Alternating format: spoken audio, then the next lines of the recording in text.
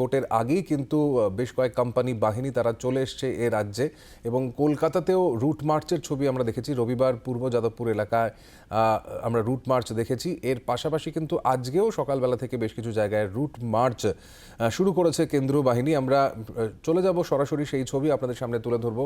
আমাদের প্রতিনিধি অয়ন ঘোষাল এই মুহূর্তে রয়েছে গলফ গ্রিন এলাকা থেকে। অয়ন, দেখতেই পাচ্ছি কেন্দ্রীয় বাহিনীর জওয়ানরা তোমার সঙ্গে রয়েছেন, রুট মার্চে নেমে পড়েছেন তারা।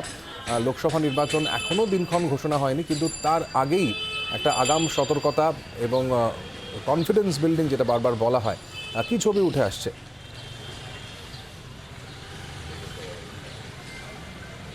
দেখো, নির্বাচন কমিশন মনে করেছে তারা লোকসভা নির্বাচনের নির্ঘণ্ট ঘোষণা হোক বা না হোক, এই শহরে 10 কোম্পানি আধা সেনা পাঠাবেন এবং তাদেরকে পাঠিয়ে দেওয়া হয়েছে এবং তারা ইতিমধ্যেই কলকাতা শহরের উত্তর থেকে দক্ষিণ, শহর থেকে শহরতলি নানা প্রান্তে রুটমার্চ শুরু করেছেন। এই মুহূর্তে আমি যেখানে রয়েছি, অর্থাৎ গলফ গ্রিন থানা এলাকার প্রিন্স আনোয়ার শাহ রোড এবং রাজেন্দ্র প্রসাদ কলোনির যে সংযোগস্থল, এই সংযোগস্থলে আমরা দেখতে পাচ্ছি বিএসএফের উত্তরবঙ্গ থেকে আসা একটি কোম্পানি তারা রুটমার্চ করছে।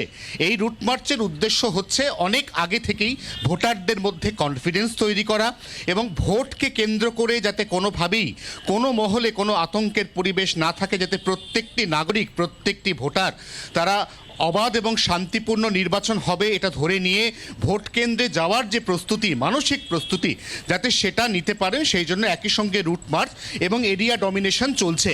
আজকে সকালে ঠিক 9:30 থেকে গলফগ্রিন থানা এলাকার পুলিশের তত্ত্বাবধানে এই রুট মার্চ শুরু হয়েছে। গলফগ্রিন এলাকার একাধিক জায়গা ঘোরার পরে বিএসএফের এই যে কোম্পানি, তারা এরপর চলে যাবেন চারু মার্কেট থানা এলাকায় এবং তারপর তারা আরেকটু বেলা গড়ালে সেখান থেকে চলে যাবেন ভবানীপুর বিধানসভা কেন্দ্রের অর্থাৎ ভবানীপুর থানার একাধিক রাস্তায় এবং তারা সেখানেও একইভাবে রুট মার্চ এবং এরিয়া ডমিনেশন করবেন।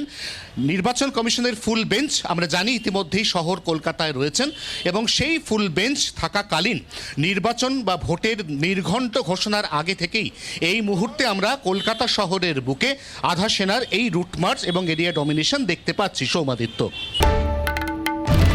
বাংলার আওয়াজ, বাঙালির আবেগ, জি 24 ঘন্টা।